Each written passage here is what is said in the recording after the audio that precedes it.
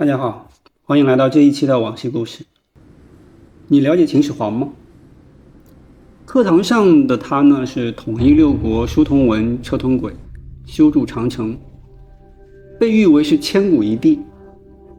但如果我告诉你，这位帝王他压根儿不姓嬴呢？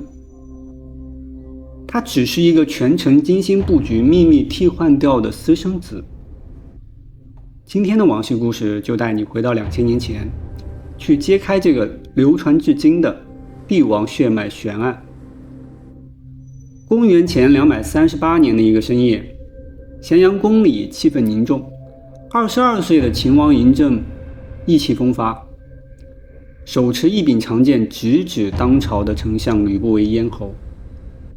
这场秘密的审判关乎血脉、权力和帝王的尊严。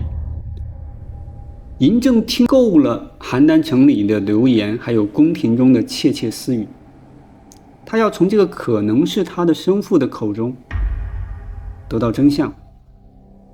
此时的他刚刚平定了嫪毐之乱，现在他站在这个自己一手扶植起来的丞相面前，也是成就了自己的丞相面前，寻求这个困扰了他半生的答案。那么想要理解这场审判呢，我们就必须要回到20多年前，在战国赵国的都城邯郸，彼时魏国商人吕不韦遇到了秦国之子嬴异人。吕不韦呢，敏锐地看到了异人身上隐藏的巨大潜力，于是呢，决心投入全部身家，通过异人来获取秦国的最高权力。他将自己的命运压在了这桩被他称为奇货可居的投资上。当晚，吕不韦就做出了他人生最具争议的举动，他将自己的最宠爱的母鸡赵姬送给了异人，并且当时赵姬已怀有身孕。《史记·吕不韦列传》模糊地记载了：姬自溺有身，至大70，生子正。自溺有身的意思就是他隐瞒了有身孕的这个事情。时间上呢，也很让人暧昧，这个让后人始终怀疑这个孩子的生父是不是就是吕不韦。异人呢，因为太过欣喜，所以从未怀疑过这个早产儿他的来历。那么在吕不韦的运作之下，吕不韦通过华阳夫人的姐姐成功的联系到了华阳夫人，并花重金让华阳夫人收异人为义子，并且成功的成为了储君。那么这个时候，异人成功在后面登上了王位，成为了庄襄王。吕不韦呢，则被任命为丞相，可以说是权倾天下了。但这样的好景没有持续的很长时间，庄襄王病了，并且仅只在位了3年就病逝。13岁的嬴政匆匆继位。然而此时呢，吕不韦权势滔天，又与赵太后旧情复燃。虽然嬴政对吕不韦的尊称是仲父，表面上非常的恭敬，但是呢，这个心中的猜忌却是愈发的深重了。更让他愤怒的是什么呢？吕不韦用自己的门客编撰了《吕氏春秋》，这种类似父亲对儿子的训导的行为，让年轻的嬴政感到了被冒犯，还有压迫。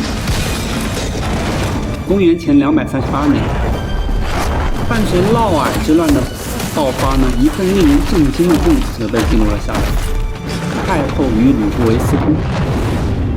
这份供词呢，彻底的击穿了嬴政的最后的心理防线。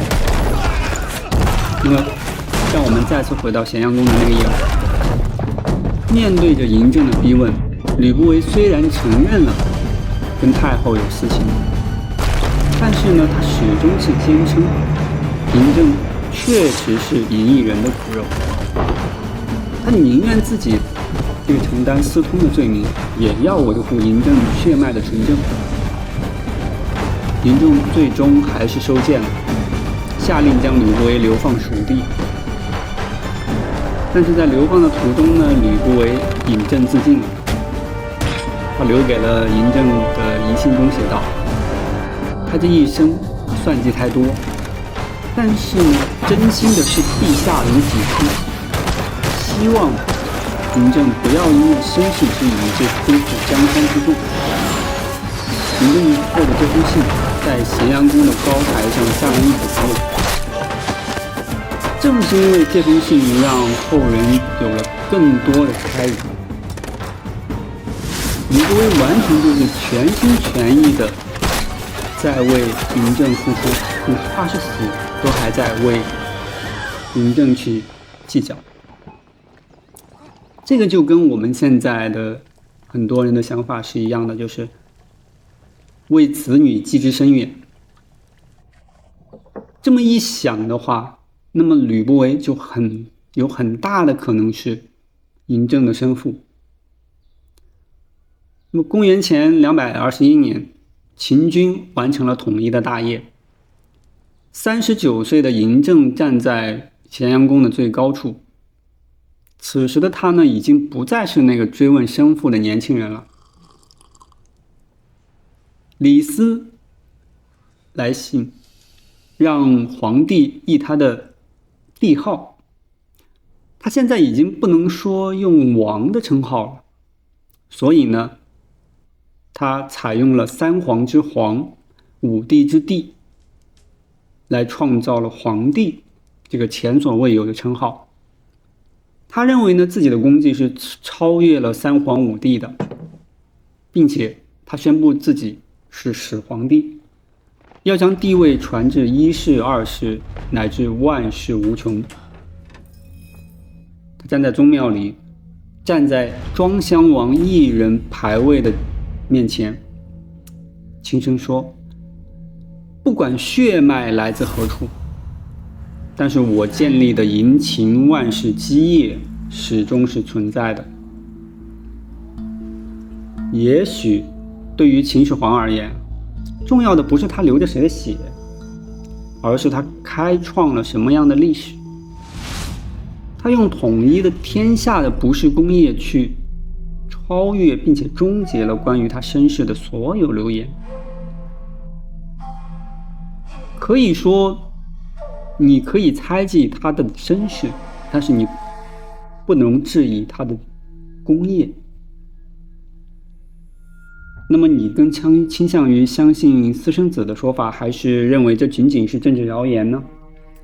欢迎在评论区留下你的看法，也别忘了点赞这期视频，并订阅我的频道王系故事，我们会为你揭开更多的尘封历史。